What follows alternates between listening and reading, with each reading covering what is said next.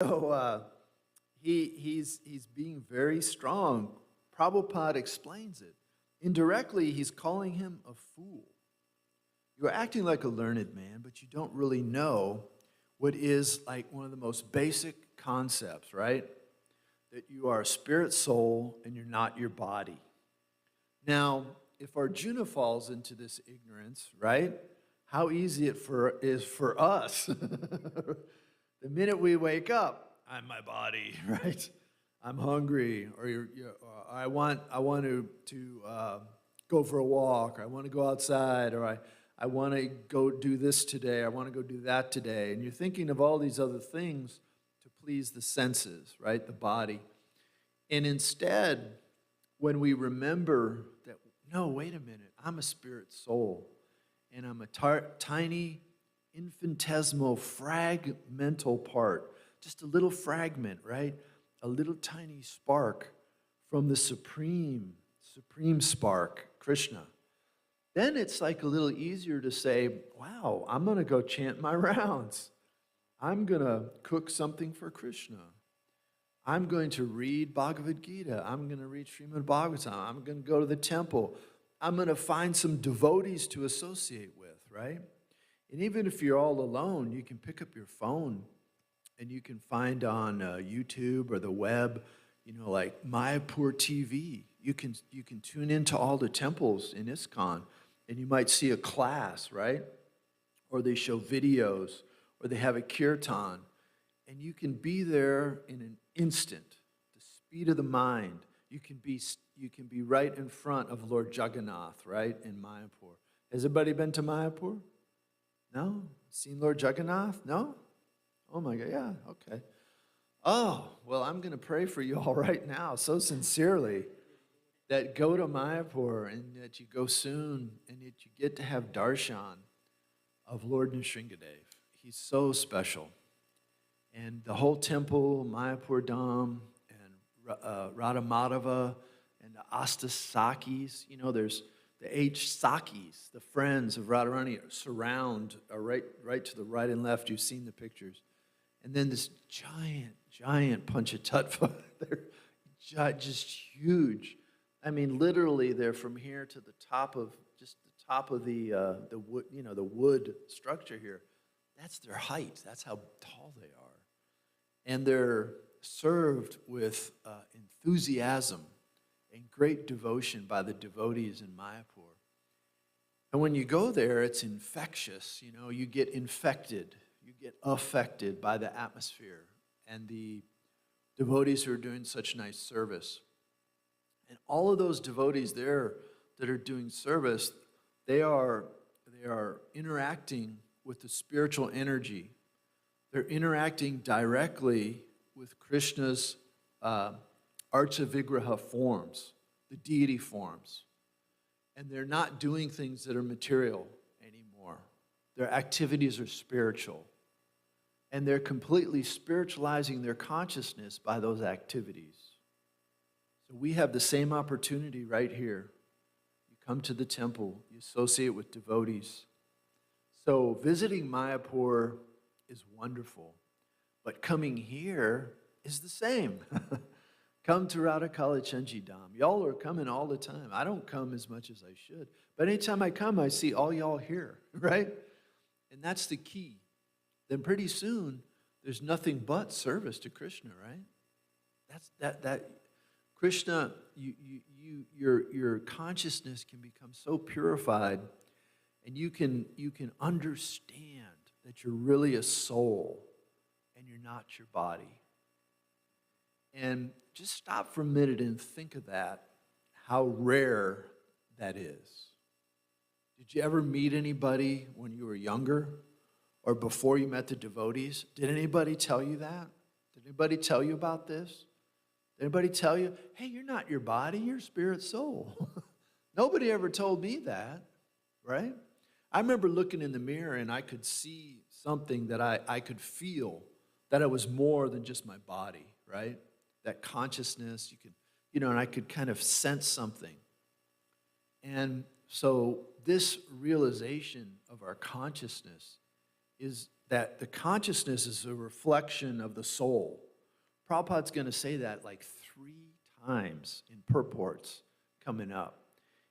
He's gonna mention how consciousness is the proof, right, that there's a soul inside your body.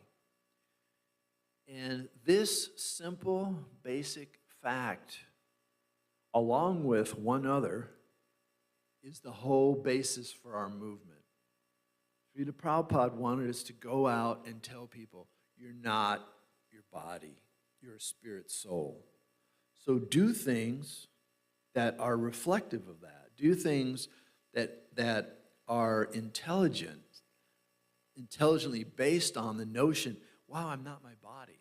So I'm not going to try to live my life just to please my body, right? The rest of the world, all the non-devotees, all day long, that's all they worry about, right?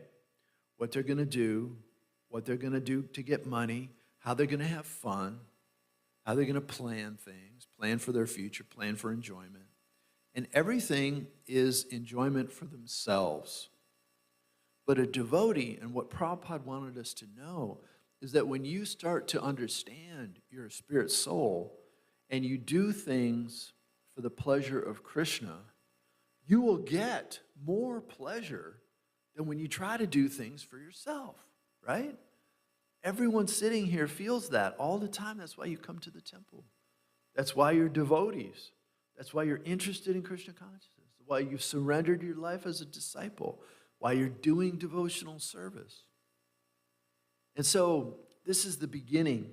This is the beginning where Arjuna has just surrendered to Krishna, right?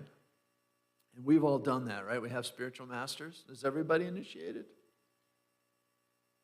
Well, it's going to happen. You're going to get a spiritual master. Krishna's going to come to you in the form of the spiritual master. And when he does, it's the most wonderful thing. Because the spiritual master is the via media. He's the via medium, He's the connection to Krishna in the way that it's supposed to be. I say, wait a minute, can I understand Krishna on my own? Yeah, you can. You can understand him as Brahmajyoti, right? The spiritual effulgence. Krishna in your heart, Paramatma. But the topmost realization is Bhagavan, right? Krishna is a person. He's not just white light. He's not impersonal energy. He's a person. And the personality of Krishna you can know by reading the scriptures, by associating with devotees, by hearing from persons who have superior knowledge, like Srila Prabhupada. So Prabhupada wanted us to help establish this knowledge within the world today, that you are not your body. And the first person he says this to, well, Krishna teaches Bhagavad-Gita again and again, right? But in Bhagavad-Gita here, we're hearing how Krishna is repeating this to Arjuna. Arjuna's his dear friend. And Krishna spent so much time preparing for Kurukshetra, right? All the things that had to happen for that battle to occur. You know, Pandavas are born. They associate with the sons of Dhritarashtra. The sons of Dhritarashtra treat him really badly. It's been decades getting up to the point where Krishna is going to rid the earth of these Kshatriyas that have not followed Dharma. And he wants to unburden the earth. And he wants to glorify the Pandavas for doing that. So can you imagine? They're finally ready for the big battle. And Arjuna says, I don't want to fight. Maybe he'd been hanging out with Yudhisthira too much. What do you think? I'm sorry, that's a terrible joke. Arjuna was ready. Yudhisthira was ready to fight too. So don't ever think Yudhisthira was just not. He was just always wanted peace. No. All of them wanted peace. Maybe not Bhima, right? He wanted revenge. He wanted the battle. But for any pure devotee, is a soft-hearted person. And even though they know they have to do their dharma, they have to do their duty, right, which is fight, still Arjuna's like, well, isn't there any other way? I don't want to have to fight Bhishma. I don't have to fight Drona. Drona was his teacher when they were little, his teacher, their beloved teacher. and Ashvatthama is the son of the teachers. They loved him too. They even loved Duryodhana. They loved him too. But they'd been so mistreated, and Krishna wanted them dead. So they had to be the ones that did it.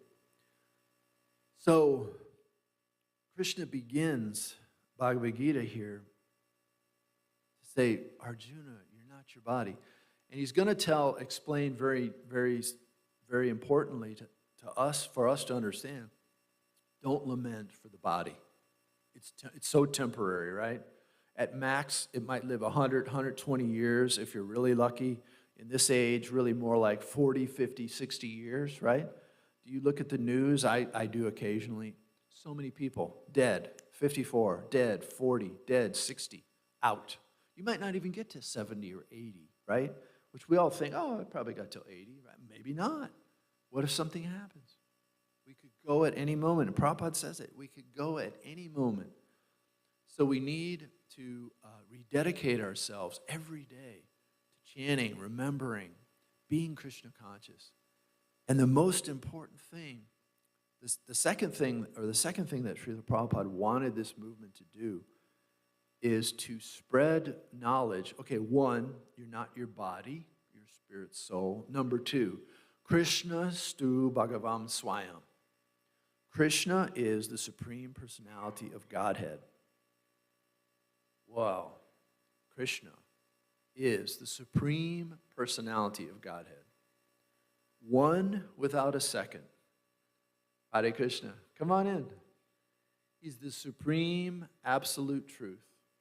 There's no truth higher than Krishna. He's a person. He's a young man. He's a beautiful cowherd boy, right? Sometimes he wears kingly attire. Sometimes he's dressed, he wears his battle, he wears a crown. He wears a helmet when he's in the battle of Kurukshetra, right? Just imagine how beautiful Krishna must look in different clothes, right? One time with the gopis, right, Krishna dresses as a marshal, like a constable, like a police officer, and he's going to stop the gopis because they're going somewhere. And the gopis see him from a long distance, and their heart jumps in their throat. They can't believe it because they're seeing Krishna dressed in a way they've never seen him dressed before. And they're so excited to go up and have interactions with Krishna in this basis. So this is the real nature of the spirit soul, that we're meant to be with Krishna and have these amazing interactions with him. Blissful, loving pastimes. Pastimes which have no tinge of the feeling that this is God. No, they don't think that. They just love Krishna purely because he's so wonderful, right? And he's very powerful, and he does a lot of powerful things, but they never say, well, he's God, so that's why we love him. No, they just love Krishna because of who Krishna is. This is amazing because most people in the world today, they only want to revere God, right? They want to be scared of God. They want to say, God's powerful, so I have to do what he says because he's powerful.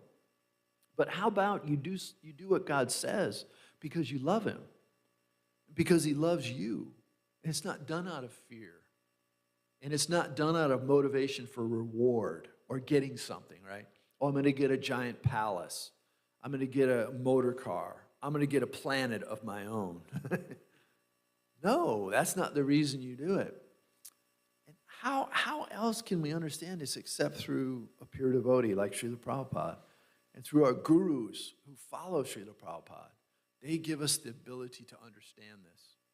And there's nowhere else in the world you can understand this. There's no other place. Only one source, Bhagavad-Gita as it is, right? Srila Prabhupada's as it is, Bhagavad-Gita. Umapati Maharaj, he was given a lecture in Dallas. Actually, it was in Denton. It was a home program. He said, back in the 60s, we all read Bhagavad-Gita. He was a young man. He was kind of a hippie, and all of the things that were happening in the 60s, young people, and they were, trying to expand their consciousness, and they were reading books, and a lot of them were serious seekers of knowledge, mysticism, and many different things they were all into, right? in addition to, mind-altering substances and stuff like that. So he said we all read Bhagavad Gita. He goes, but none of us understood it until we read Prabhupada's Bhagavad Gita. No one understood Gita before that, because you have to be a pure devotee in order to understand these topics. And so when you get a pure devotee's version of Bhagavad Gita, then you can understand who Krishna is. Now, obviously, Bhaktisiddhanta Saraswati Thakur, he had disciples, and they understood Bhagavad Gita, right? Many of them. So it wasn't like the first in history, but the first for, America in 1965, 67, Prabhupada explaining who Krishna was. But this is such an important thing. Krishnastu Bhagavan Swayam. And so it's that simple. We just go up to somebody and tell them, did you know Krishna is the Supreme Personality of Godhead? I go, oh, you're Hare Krishna. Yeah, I heard about that. And I go, no, I never heard of that. Who is Krishna? Will you tell me? Explain to me. And so that's what it's all about, right? We try to understand Krishna, and we try to give Krishna to others. I'm sorry I went over a little bit, but it started at 7:07, so I'm stopping at 7:37. Y'all are so kind to be here and listen. It's so nice to have someone here and talk. I don't know very much. I'm a neophyte, so I'm sorry you have to listen to me. Y'all are very kind, and I'm glad you're here, and I'm glad I'm here, because it makes me come to the temple and read Gita and just holding Gita. Is there any comments, or anybody have any questions or comments or any realizations you want to share? We can share the mic.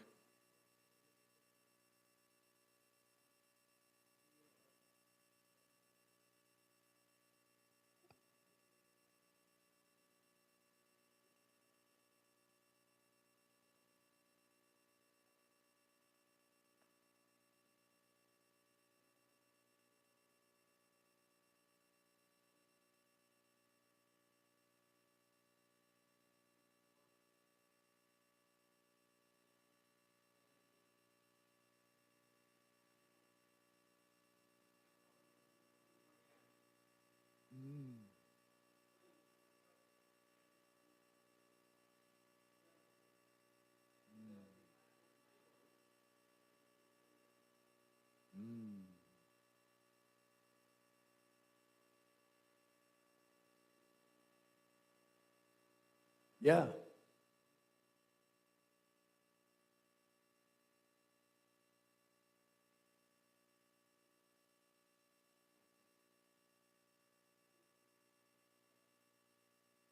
Sure.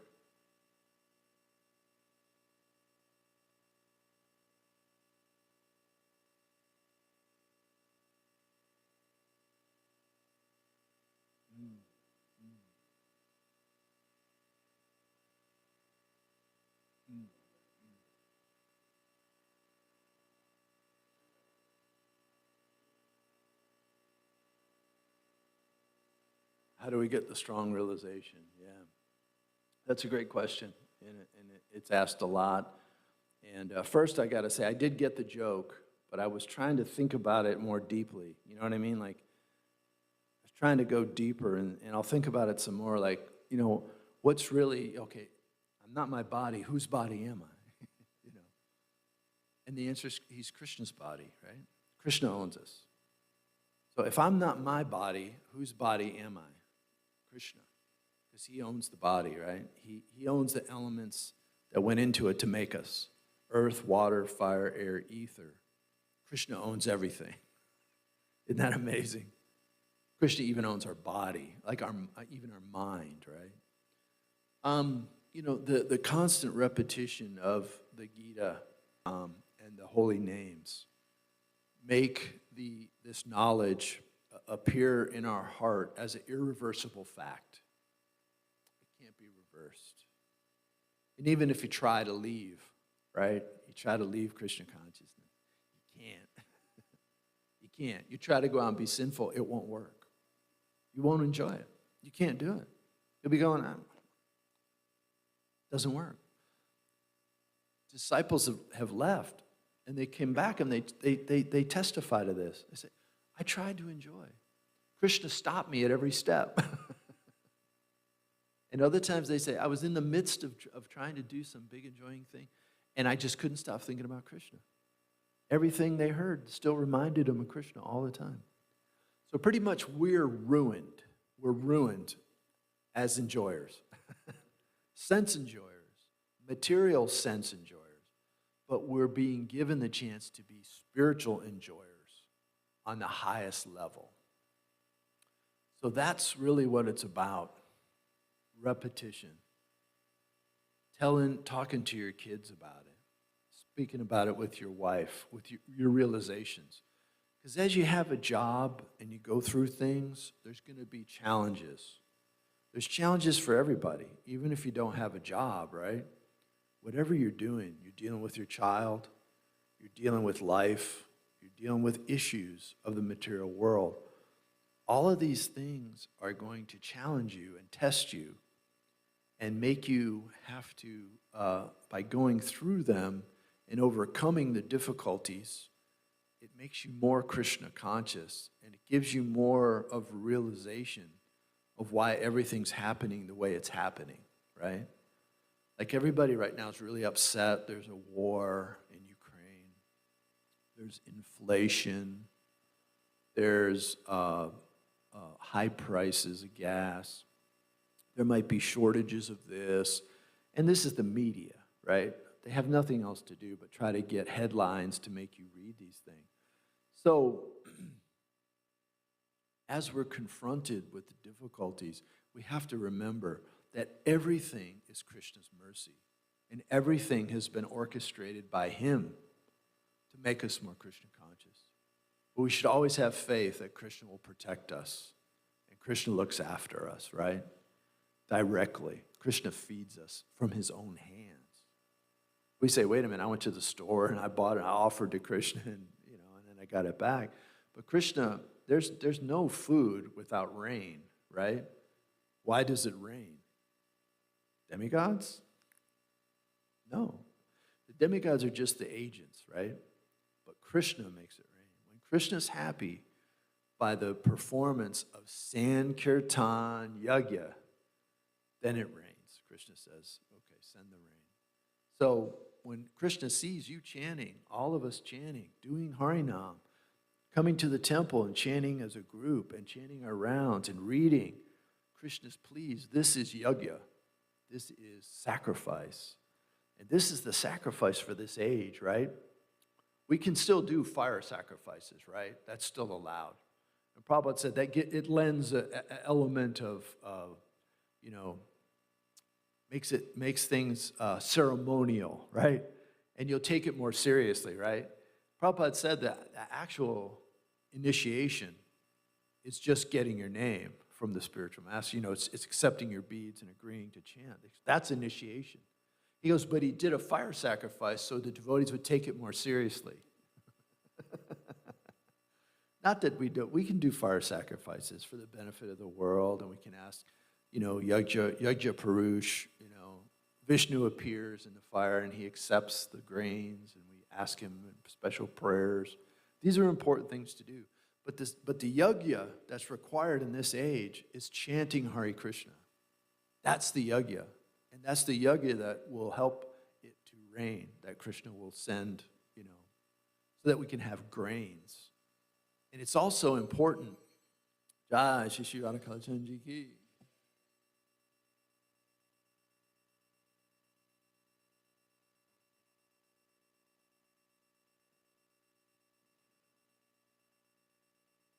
Hare Krishna.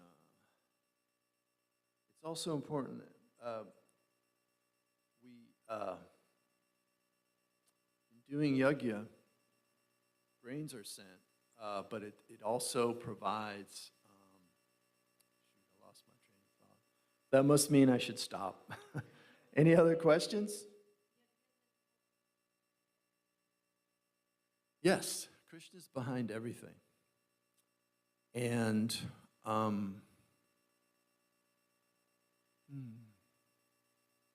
just can't remember how I was linking those two together. But y'all are all, y'all are all doing the right thing. Just keep going. Because no matter what, there's going to be trials and tribulations, right? Health is challenged, old age comes, difficulties come. But through it all, just remember the teachings. And then from that, you become more attached to and understand the concept you're really a spirit soul.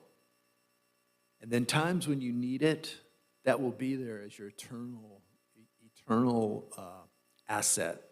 When you're challenged to the depth of your core of your body, the core of your life.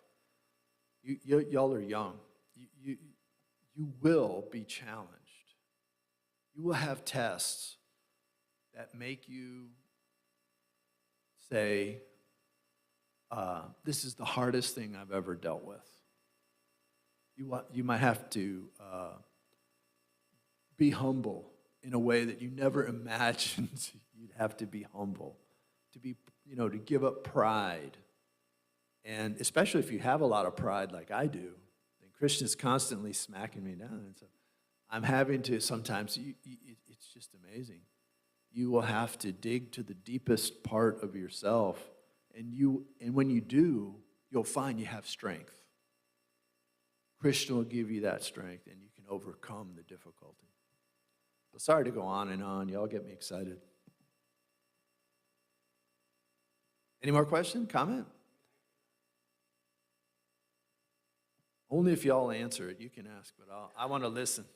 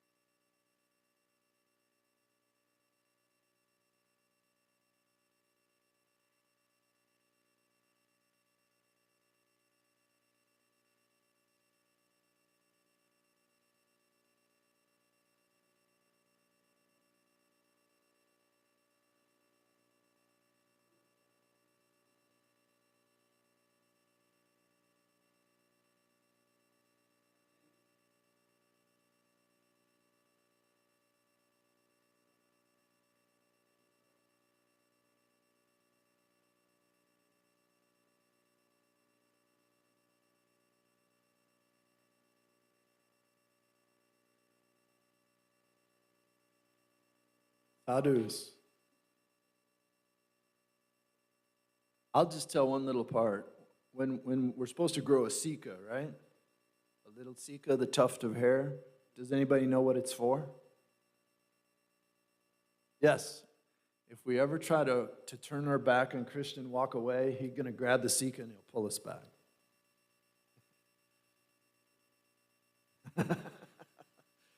No matter what you do, when devotees fall down is 100% possible. It can happen. It's better if you don't fall down. Don't follow the regulated principles. But if you do, it's just a temporary thing. And it doesn't define the devotee that fell down. It doesn't mean they're their sin. It doesn't mean you define them by what they did that was wrong or the mistake that they made, right? And then for the rest of their life, they have to be known, oh, well, he was a sannyasi, but he fell down and got married. Like, wait a minute, this person is not that they're failing. That's just a little part of them that gets purified over time, right?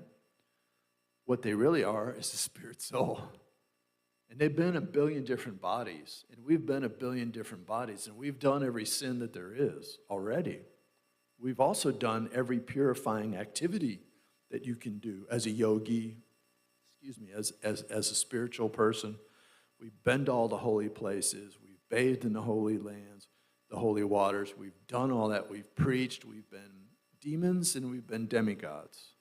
Now, we're finally part of the Sankirtan movement of Lord Chaitanya Mahaprabhu. Only 500 years ago, he was here. His pastime places are there in Mayapur. When you go there, you see where he was born, the spot. You see where he did pastimes. Srivas Angam is there, the house, the place where the house was that they did kirtan in private. It's very special. So these things are there to remind us, oh, you know, the mind is what will do that. It'll trick you. The mind tricks us, say, have a good time, just relax. Oh, it's no big deal, just. And so if that happens, you can't forget Krishna. So you'll remember Krishna, and then you just get up, dust yourself off. Okay, I made a mistake. Get back on the path. You fall off again. Get back on the path. How many times did that happen before this lifetime? Billions of times. We've been falling off the path, right? And getting back on it, getting back on it, getting back on it. And such that in this lifetime, we were lucky enough to remember a little bit about Krishna, enough that we said, I want to join Hare Krishna, right? I want to be in this movement because we have past association with Hare Krishna. So, one thing too to remember is that Krishna is more powerful than Maya. Krishna is the creator of Maya. And when Krishna says, Maya, leave him alone, there's no more Maya. In the movie Tukaram, have you all seen the movie Tukaram? It's a really beautiful movie. Yeah, there's one part where Tukaram's composing a song and he's in ecstasy. He goes, all my material desires have vanished without a trace.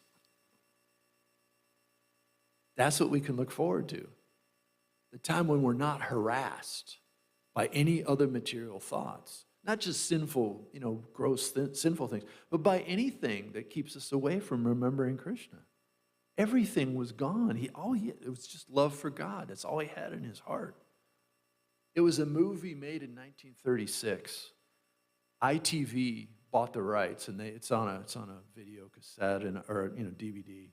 It's probably even on YouTube, but it was made probably like near where Tukaram was born. Tukaram was a saint from Lord Chaitanya Mahaprabhu's time in the I forget which region, Maharashtra, and he achieved pure love of God by chanting Hare Krishna. He chanted Pandurang. Pandurang was his deity, but he composed beautiful, devotional songs. And it's a beautiful movie, and it's very simply made. But it won awards like at film festivals in Europe in 1936 when they made it. But all of the pastimes that are depicted of Tukaram's life illustrate very important spiritual bhakti concepts of the Hare Krishna movement. It's a great movie to see. And then when you see that, you realize, this is how Srila Prabhupada lived. He felt that much affection for Krishna all the time. Do you remember the story? There was someone said, how can you be thinking of Krishna all the time? Prabhupada said, even when I speak, I'm chanting Hare Krishna. I'm thinking. And this person was in the audience. He said, there's no way. That's not true. Prabhupada said, come, put your ear on my back. And as Prabhupada was even speaking, he could hear the chanting of Hare Krishna inside Prabhupada. And Prabhupada, we're not supposed to imitate that. We can't. But literally, that's what Prabhupada wants us to achieve. That we love Krishna as much as he did. And if we do, we'll spread this movement and we'll become Krishna conscious. Thank you. Nice questions. Thank you so much. I'm really sorry I went so far over. I hope you all don't mind.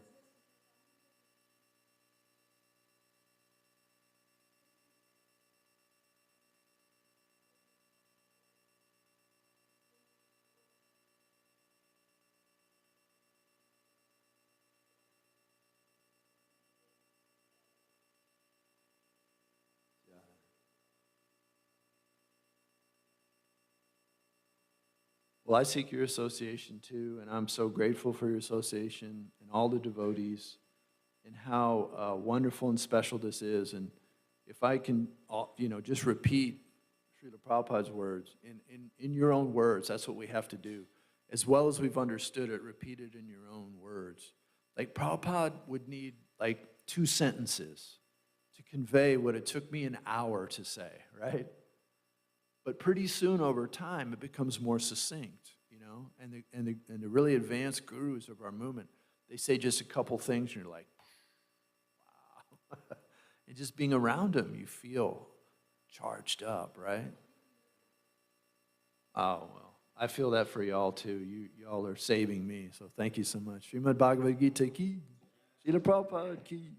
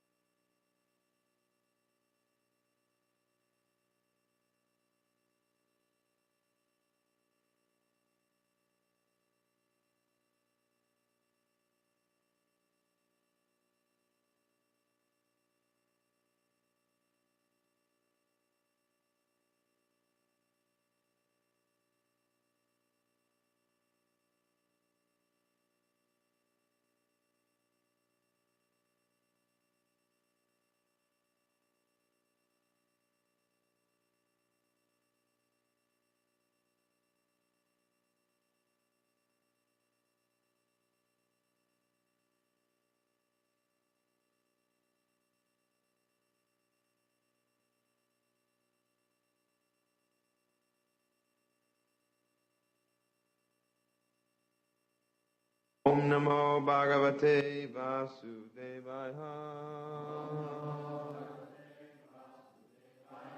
Om Namo Bhagavate Vasudevaya. Om Namo Bhagavate Vasudevaya.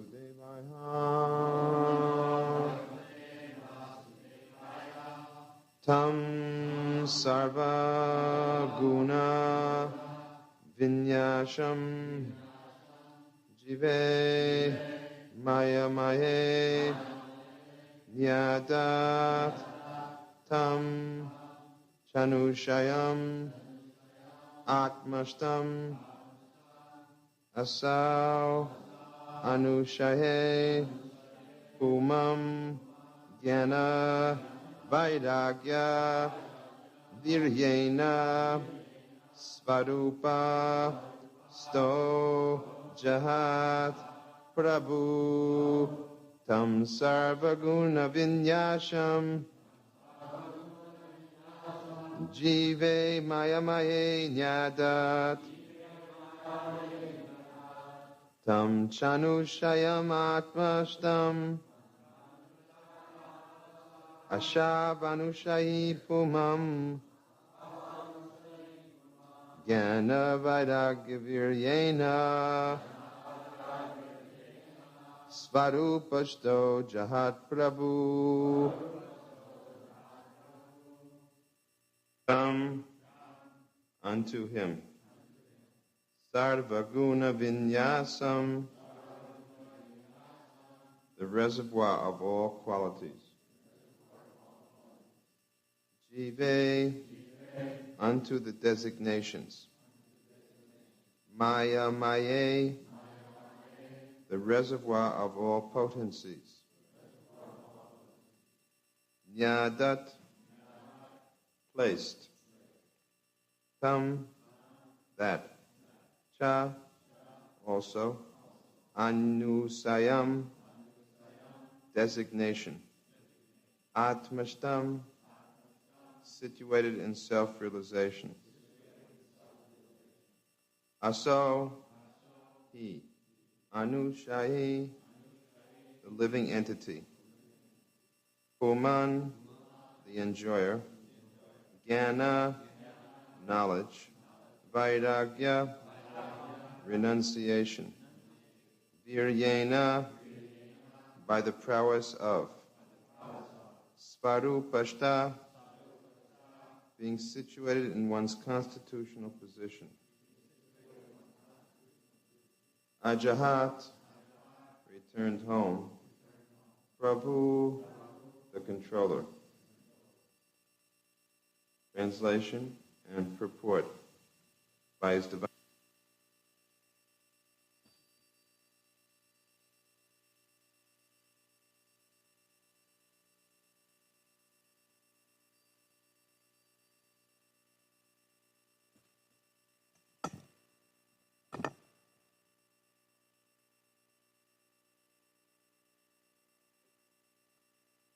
Hare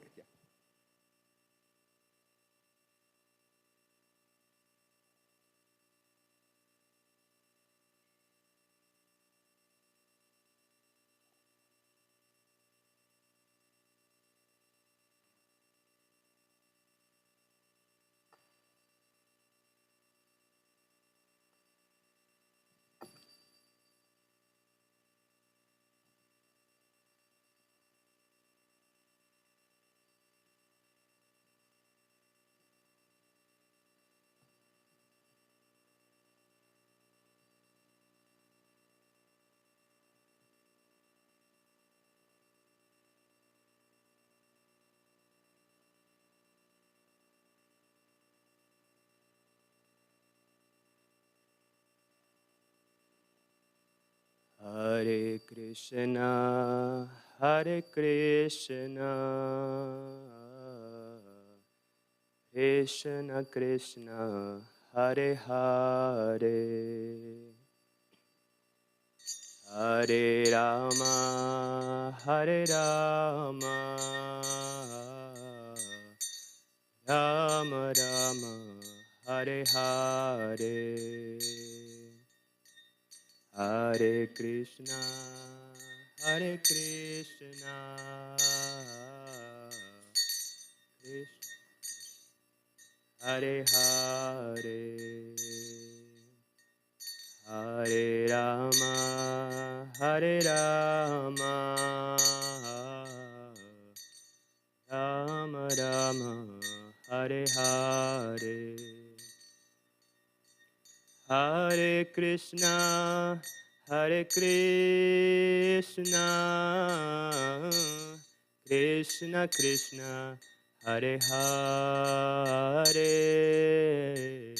Hare Rama, Hare Rama, Rama Rama, Hare Hare, Hare Krishna, Hare Krishna, Krishna Krishna, Hare Hare, Hare Rama, Hare Rama,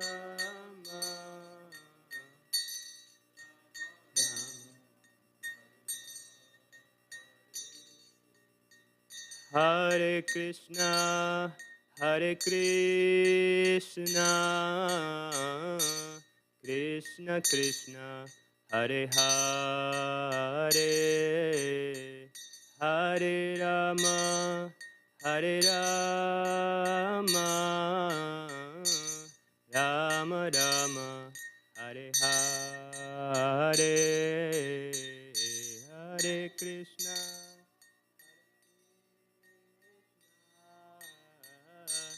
Krishna Krishna, Hare Hare, Hare Rama, Hare Rama,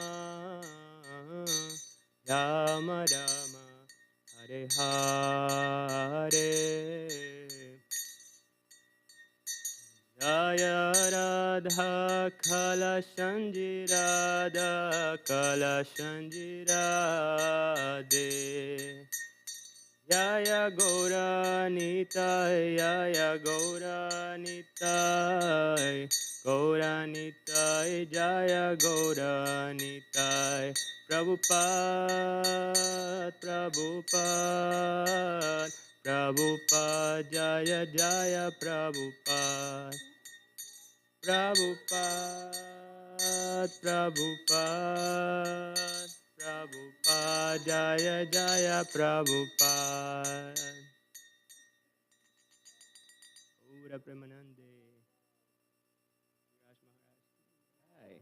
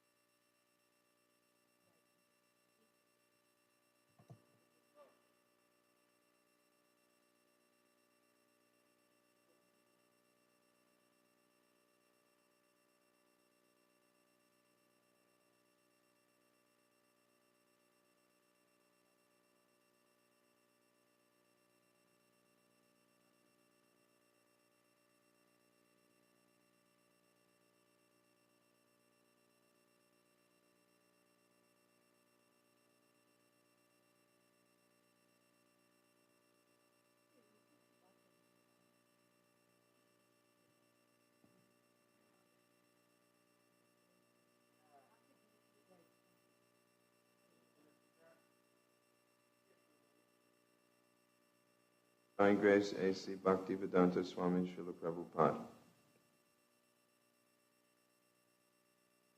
Prithu Maharaj then offered the total designation of the living entity unto the supreme controller of illusory energy. Being released from all the designations by which the living entity became entrapped, he became free by knowledge and renunciation, and by the spiritual force of his devotional service. In this way, being situated in his original constitutional position of Krishna consciousness, he gave up this body as a Prabhu, or controller of the senses. .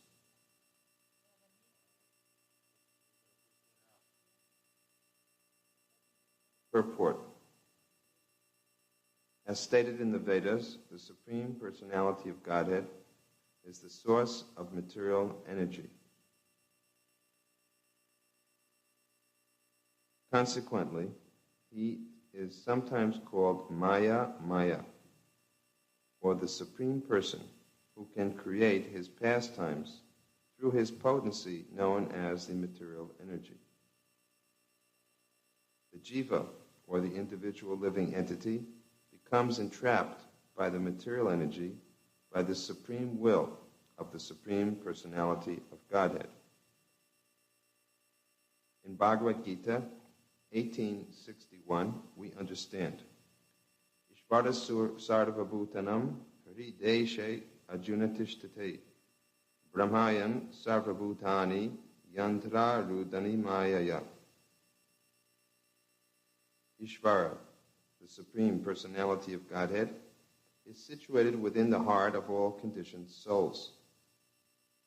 And by his supreme will, the living entity, or individual soul, gets the facility to lord it over material nature in various types of bodies, which are known as yantra, or the moving vehicle offered by the total material energy, Maya.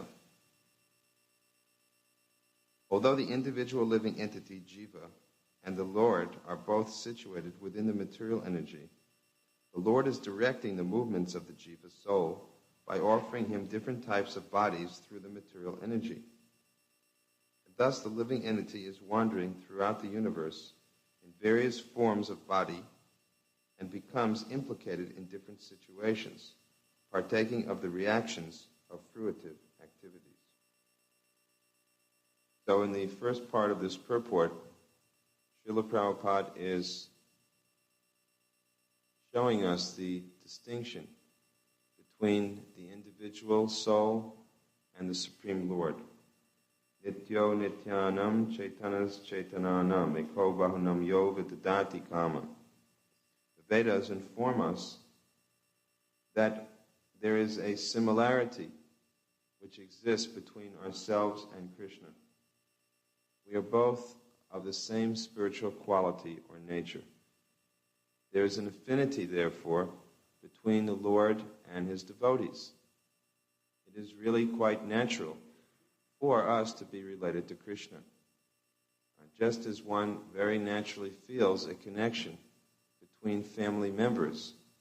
So similarly, there is a natural relationship that exists between the Lord and all living beings. But unfortunately, we don't experience at this time that natural affinity. And this is because of the difference between the Lord and the living entity. What is that difference? The Lord is supreme and the maintainer, whereas the living entities are very infinitesimal and they are being maintained. So the quantitative difference is the cause of our forgetfulness of our spiritual position. In other words, because we are very tiny and insignificant, there is a tendency to become covered over. The example is sometimes used of the clouds in the sky. The clouds are compared to illusion. Now we see that the clouds sometimes cover our vision of the sun. But the fact of the matter is that it looks to us as if the sun is being covered by the clouds, when in reality it is we who are very small who are being covered by the clouds. In the same way, the cloud of illusion never obscures God, but the cloud of illusion obscures the living entity. Now in this analogy, clouds are created actually by the sun. The sun evaporates water and stores them up in the clouds. In the same way, this illusory energy is also created by the Supreme Lord. And sometimes, for those who are less intelligent, the illusory energy seems to be more powerful than the person who has created it. Therefore, you see in India, for example, that there are so many worshippers of Durga or Kali Mata, Shakti, the Shaktas. There are these two groups, the Shaktas and the Bhaktas. The Shaktas, who are the worshippers of the energy of the Lord, and the Bhaktas, who are the worshippers of the Lord himself. Of course, the Shaktas are not very well versed, because if they would read books like Bhagavad-Gita, they would learn Maya Dyakshena Prakrite Suyate Sacharacharam Hetunanena Konteya Jagat Viparivartate. This material energy is created by me, Krishna says, and it is functioning under my control. So Maya is described also in the Brahma Samhita by Lord Brahma, that she is working under the control of Krishna, and she has no independence. Her task is thankless, because she has to keep the fallen souls conditioned by her influence. So, Prabhupada is, first of all, making a clear distinction between the Supreme Lord and the ordinary living entity. The Supreme Lord is very wonderful in how he performs pastimes. He uses the material energy to perform his eternal pastimes.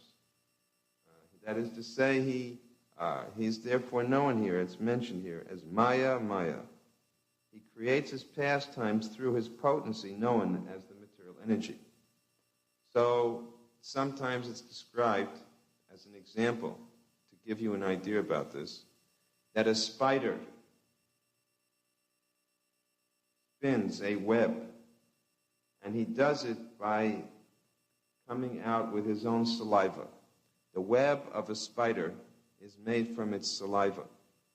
And after producing this very intricate web, the spider then dances on the web. So this is an example used to show how God, from within himself, takes this energy, the material energy, and forms it into a very intricate network, and then he dances on it. And he performs his pastimes on it. And at a time when he wants to be finished with it, he withdraws it into himself.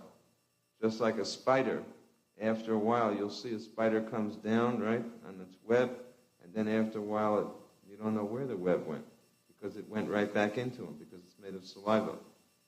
It's his own energy, the spider's energy. So similarly, this material creation is the Lord's energy. It has no separate existence apart from the Lord. Those who are less intelligent, they only make an analysis of the material world. But a really intelligent person should want to consider the maker of the material world, the cause, the source behind the material world. That is intelligence. To ask the question, where is it all coming from? It is not so intelligent to simply analyze the product. More intelligent is to get to know the person who's the creator of the product. So the most intelligent persons try to analyze the intelligence and the abilities and qualities of the person who is behind this wonderful material creation. They don't become caught up with and enamored by this material energy. This is the difference between a devotee and a materialist. A materialist is always being fascinated by the varieties of material existence, whereas a devotee is much more fascinated by the person, Krishna, who has created this fascinating material world. If the material world is very attractive and fascinating, we can only imagine how much more so is the person who created it. In the Nectar of Devotion, you will read, for example, the many qualities which Krishna has. A devotee should become very familiar with Krishna's qualities, because it's explained that those qualities are the stimulus for developing ecstatic love for Krishna. we perceive Krishna in many different ways. For example, the way Krishna wears his peacock's feather, the way Krishna wears his kastuba jewel, the way Krishna holds his flute, the way Krishna glances. All of these things are very important, especially those who are pujaris. They have to actually get to know Krishna. It is not that one dresses the deity according to one's imagination. One has to dress the deity according to the deity's personality. Just like Lord Chaitanya. Lord Chaitanya is in the mood of a devotee. So there are certain things that we bear in mind. For example, there's just certain things we do with Lord Chaitanya's deity form, isn't it? That we don't do necessarily with Radha Krishna. So each deity has specific qualities. And the pujaris have to be very familiar with Scripture to understand how to bring out those qualities in the deity.